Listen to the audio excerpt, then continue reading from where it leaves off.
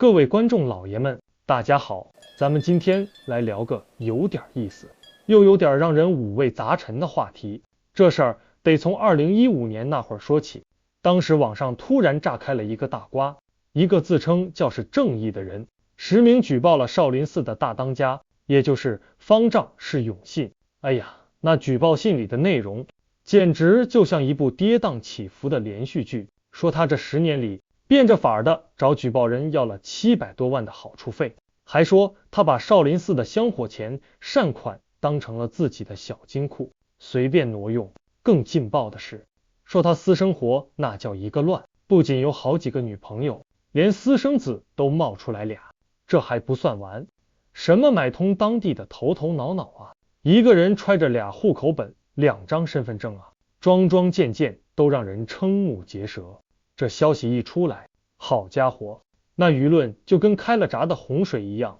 瞬间就把少林寺和释永信推到了风口浪尖上。没过几天，少林寺这边也坐不住了，一群弟子发了个联合声明，直接点名说，那个所谓的是正义，根本就是方丈以前最疼最信的那个大徒弟，是颜鲁。这下可好，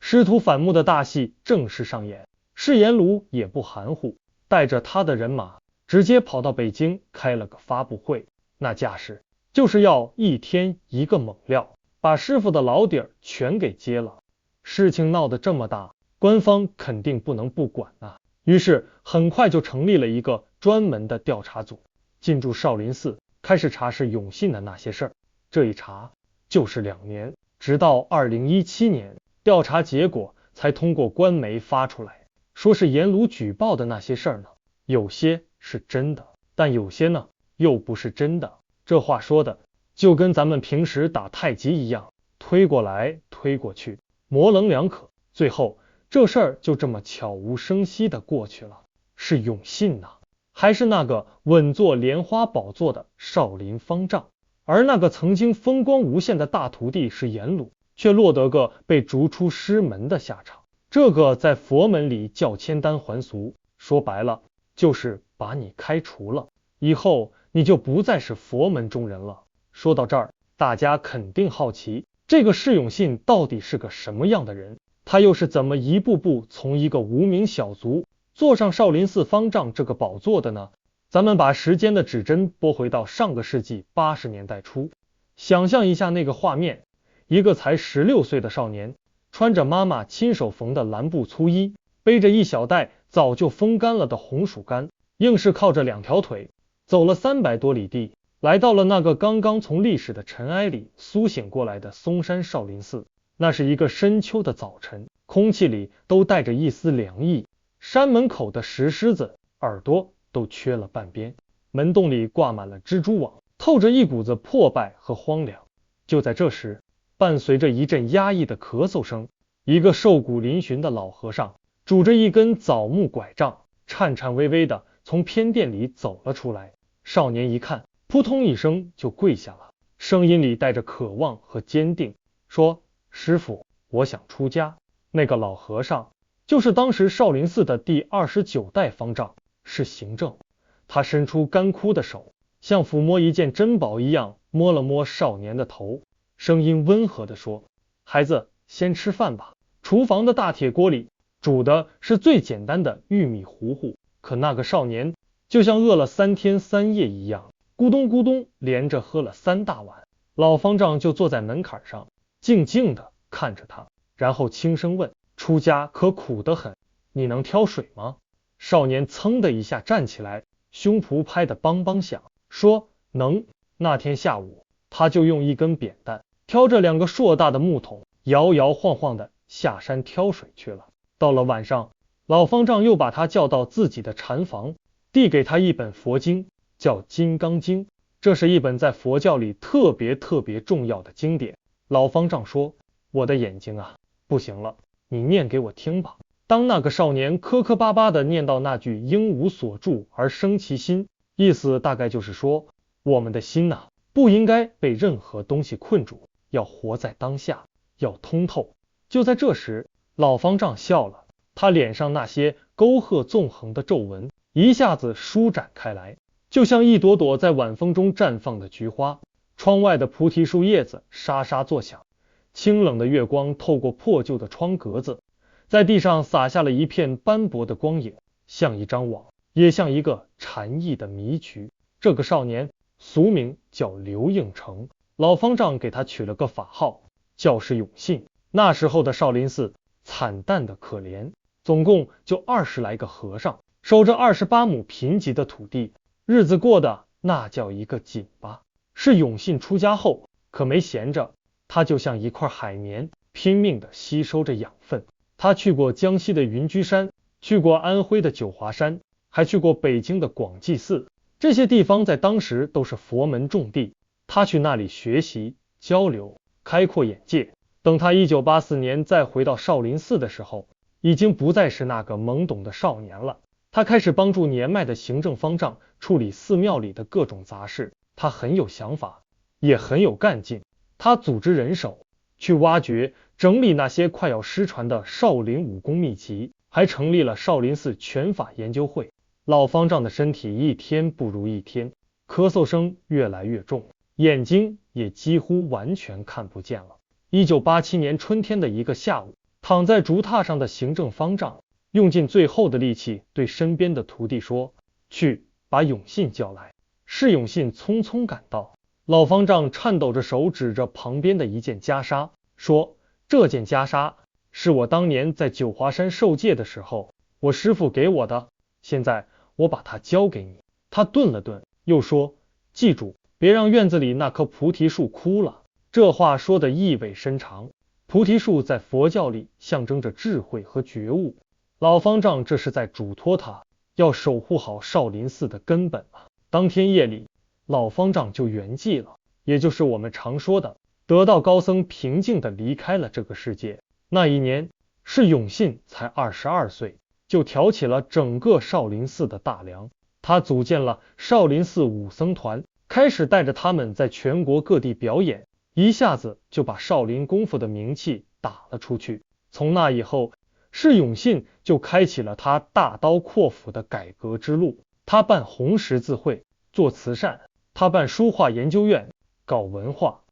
他成立中华禅师研究会，出版诗集；他还创办了少林寺慈善福利基金会，又是搞希望工程，又是救助孤儿，又是资助贫困学生。1995年，少林寺建寺1500周年，他搞了一个盛大的庆典，那场面锣鼓喧天，人山人海，一下子让全世界的目光都聚焦到了这个千年古刹上。紧接着他又办杂志，叫禅路。最让人震惊的是1998年他成立了河南少林寺实业发展有限公司，这可是中国佛教界开天辟地的头一遭，和尚也开公司了。这一下就像打开了潘多拉的魔盒。在释永信的带领下，少林寺的商业版图越做越大，文化、餐饮、药品、服装，什么赚钱做什么，商标注册了一大堆。1999年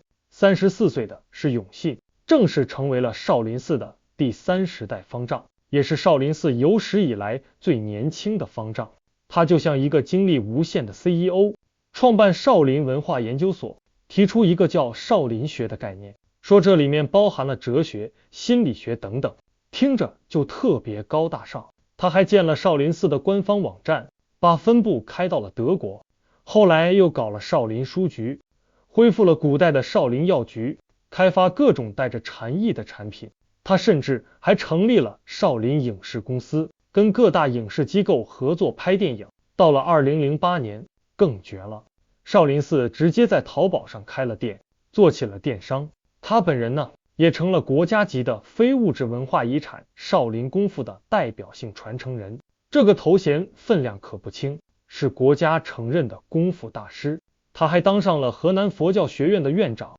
这是中国第一家佛教高等院校。他还花了400多万澳元，相当于2000多万人民币，在澳大利亚买了上万亩的土地，要建一个澳洲版的少林寺，旁边还要配套5星级酒店和高尔夫球场。2022年，他又豪掷4.52亿，在省会郑州买了一块商业用地。还成立了一个叫少林无形资产管理公司的企业，他个人就占了80%的股份。这家公司现在控制着10几家企业，业务范围广得吓人，房地产、文化、科技、食品、医疗、出版、服装、酒店，甚至连网络游戏都有。到了现在这个短视频时代，他们更是玩得风生水起，搞了好几个个人 IP 账号，每个账号粉丝都几百万。释永信自己也成了国际名人，什么芝加哥世界宗教大会啊，去 Facebook 总部跟扎克伯格聊天啊，中非合作论坛啊，联合国气候变化大会啊，到处都能看到他穿着袈裟侃侃而谈的身影。咱们再说回那个举报他的大徒弟是颜鲁，他俗名叫林清华，也是个练家子出身，比释永信小不了几岁。他可是少林寺的4大金刚之一，武功那是相当了得，是武僧团的总教头。他以少林寺的名义办了一个嵩山少林寺武僧培训基地，说白了就是个武校。一开始师徒俩合作的那叫一个愉快，一个出名，一个出人，互惠互利。可问题出在哪儿呢？说到底还是一个钱字，是颜鲁的武校，从最初的几十亩地发展到后来的上千亩，学员从个位数增长到一年12000多人。你想想，这每年的学费加上各种表演的收入，是一个多大的数字？上亿呀！这块巨大的蛋糕到底算是少林寺的，还是算是颜鲁个人的？这上亿的收入又该怎么分？在这么巨大的利益面前，什么师徒情分，什么佛门清规，都变得不堪一击了。矛盾就像雪球一样越滚越大，最终彻底爆发，这才有了开头那场轰轰烈烈的举报大戏。说实话，少林寺给了释永信一片广阔的天地，让他得以施展拳脚，长袖善舞。他确实有功，是他把一个破败不堪的寺庙重新推到了世人面前，让他焕发了生机。但同时，他也亲手给这座无数人心中的圣地蒙上了一层厚厚的灰尘。他让佛门净的沾染了太多的铜锈味，让慈悲为怀的信仰变成了可以明码标价的生意。所以当他塌房的消息传来时，我一点也不觉得奇怪，因为这个结局早在多年前，当他把商业化的大旗插进少林寺的那一刻就已经注定了。其实啊，早在2000多年前，有个人比我们看得更透彻，他就是佛陀释迦牟尼。据说在他即将涅槃，也就是离开这个世界之前，他的大弟子阿难看他面色凝重，知道肯定有大事要发生，就反复追问，佛陀这才说出了一段令人警醒的话。他大概的意思是说，等我走了以后，佛法将要衰败的时候，这个世界会变得非常混乱，魔道会非常兴盛，会有很多魔鬼披上我们僧人的袈裟，混进佛门里来，专门破坏我的正道。他们穿着华丽的衣服，喜欢各种颜色鲜艳的袈裟，喝酒吃肉，为了满足口腹之欲而杀生。他们心里没有一点慈悲，反而互相憎恨嫉妒。佛陀这段话简直就像是穿越了2000多年的时空，精准地预言了我们今天看到的某些佛门乱象。那些披着袈裟的商人，那些打着信仰旗号的生意，不正是这段话的现实写照吗？鱼龙混杂，泥沙俱下，打着各种旗号，实际上却是在败坏佛法的根基。我只是不知道，那位把袈裟和整个少林寺都托付给释永信的行政老方丈，如果在九泉之下有知，看到自己当年的所托非人，会不会心痛？会不会后悔？佛经里有句话说得特别好，凡所有相，皆为虚妄，若见诸相非相，即见如来。这句话的意思是说，我们眼睛看到的一切表象，其实都是虚假的，不真实的。如果你能透过这些表象看到事物的本质，那你就真正见到了智慧，见到了真理。愿我们每个人都能有这样一双慧眼，能看透这世间的纷纷扰扰，也愿我们能对这个世界多一份敬畏之心，